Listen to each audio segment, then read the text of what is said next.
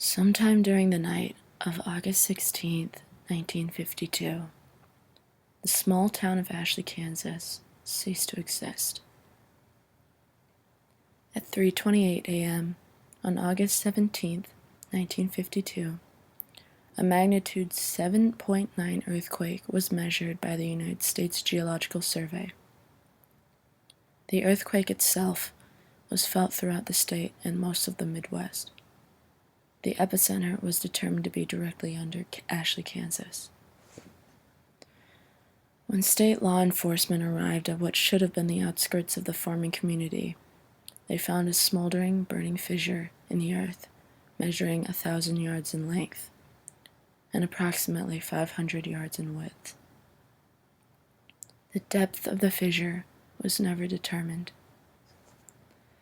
After 12 days, the statewide and local search for the missing 679 residents of Ashley, Kansas, was called off by the Kansas state government at 9:15 p.m. on the night of August 29, 1952. All 679 residents were assumed to be dead. At 2:27 a.m. on August 30th, 1952, a magnitude 7.5 earthquake was measured by the United States Geological Survey. The epicenter was situated under what used to be the location of Ashley, Kansas, but when law enforcement investigated at 5:32 a.m., they reported that the fissure in the earth had closed. In the 8 days leading up to the disappearance of the town and its 679 residents, bizarre and unexplainable events were reported by dozens of residents in Ashley, Kansas, and law enforcement from the surrounding area. On the evening of August 8, 1952, at 7:13 p.m., a resident by the name of Gabriel Jonathan reported a strange sight in the sky above Ashley. The town itself, having no official branch of law enforcement, called into the police station of the neighboring town of Hayes. Gabriel reported what appeared to be a small black opening in the sky. Within the next 15 minutes, the Hayes police station became overwhelmed with dozens of phone calls, all reporting the same phenomenon. The phenomenon was never reported by any neighboring communities. A decision was made to send off a trooper to Ashley to investigate the matter the following morning. At 7:54 a.m. on the morning of August 9, 1952, Hayes police officer Alan Mace radioed the Hayes police station. He reported that despite following the one-way road leading into Ashley, he had become lost. According to his report, the road continued along its normal path, but somehow ended up back in Hayes. Officer Mace went on to add that the road never curved or bent in any direction. At 9:15 a.m., 7 of the town's 10 police cars were sent to investigate the situation, and all members of the team came to the same conclusion. The only road leading into Ashley stopped leading into Ashley, but instead led back to Hayes. Phone calls continued to pour into the Hayes police station, all reporting that the black opening in the sky continued to grow in size. All callers were advised to remain inside and to not travel outside unless absolutely necessary. At 8:17 p.m., Mrs. Elaine Cantor reported her neighbors, Mr. and Mrs. Milton, and their 2 children, Jeffrey and Brooke, missing. According to Mrs. Cantor's phone call, the Miltons attempted to leave town in their family car earlier in the evening. They never returned. Law enforcement officials from Hayes never reported the car or individuals coming up the one-way road. At 7:38 a.m., on the morning of August 10, 1952, phone calls from Ashley into the Hayes police station reported that the town was in total darkness. The sun had never risen. At 10:15 a.m., at the request of the Hayes law enforcement, a helicopter from Topeka, Kansas flew over the region in which Ashley, Kansas stood. The town was never observed from air. At 12:43 p.m. on the afternoon of August 11th, 1952, Mrs. Phoebe Danielewski called into the Hayes police station. She reported that her daughter Erica had begun to have conversations with her father, who died 3 years prior in a drunk driving accident. To add to her concern, Ms. Danielewski reported that Erica was attempting to go outside into the dark to join them. Over the course of the next 12 hours, a reported 329 phone calls were placed into the Hayes police station, all describing similar phenomenon with the children of the town.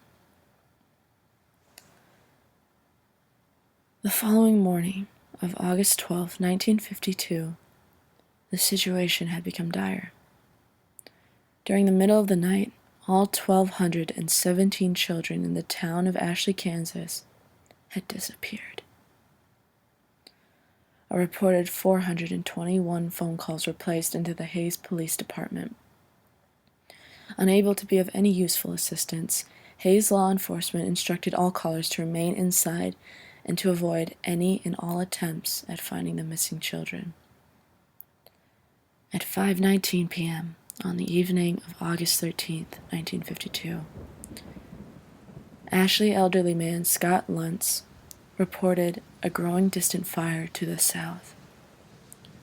According to his description, the fire seemed to turn the distant black into bright red and orange that seemed to extend high into the sky.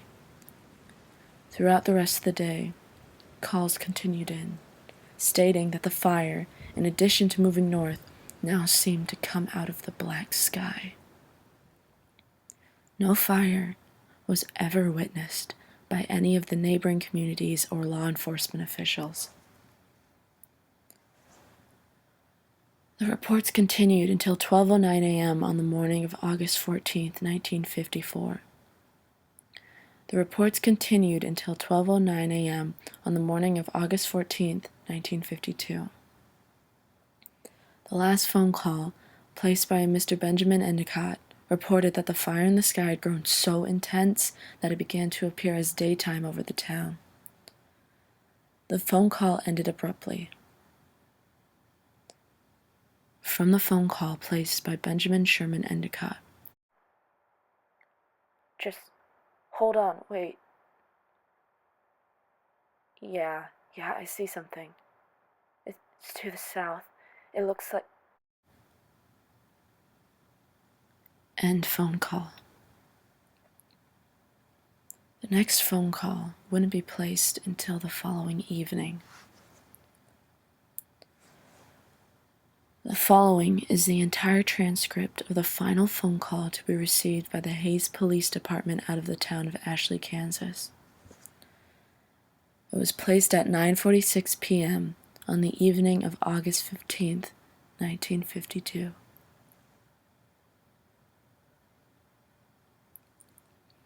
In this recorded phone call, the officer on duty is Officer Peter Welsh. The caller has been identified as Ms. April Foster.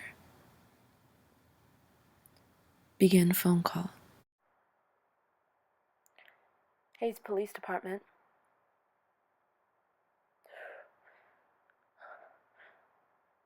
Hello?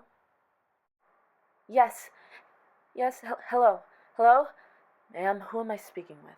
My name is April Foster. Please, sir. Please help me. What is happening, ma'am? Last night they came back. Ma'am, I'm going to need you to... Last night they came back! Ma'am, I'm going to need you to calm down and speak clearly. What happened? Who came back? Everyone. Everyone? They all came in the fire. What do you mean, everyone? My son. I saw my son last night. He was walking down the street. He was burned. Jesus Christ, he was burned! Ma'am, he died last year. I raised him since he was a baby, and it was just me and him. And I told him to watch for cars when he rode his bike, but he never wanted to listen. Ma'am, what you're saying isn't making any sense. You said everyone came back? Are you fucking listening to me? Everyone! Everyone came back. Everyone who died or went missing, they're back, and they're looking for us. He said, Mommy, I'm okay now. See, I can walk again. Where are you, Mommy? I want to see you. Ma'am, where are you now? Are you safe?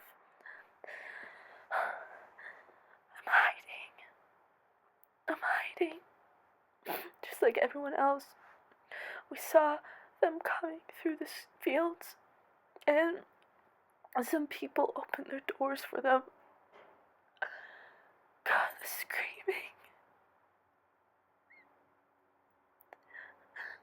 I don't know what's happened to them, but their houses caught fire, and they caved in. I have my curtains drawn, and I'm hiding in the closet right now, and... Ma'am? Ma'am, is everything alright? Ma'am, are you okay? Ma'am? Oh my God. Ma'am? Something just came in. Ma'am, stay as quiet as you can. Don't make a sound. Mommy? Mommy? He came inside. He came inside. Stay absolutely still. Don't leave. Mommy? Mommy, where are you hiding? Stay quiet.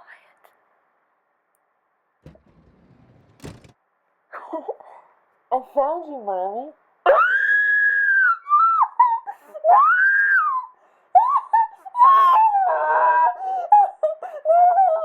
Ma'am? Ma'am? End phone call. The following morning, at 6:55 a.m., the law enforcement officials of the Hayes Police Department arrived at the location of Ashley, Kansas. A smoldering, burning fissure in the earth was all that remained.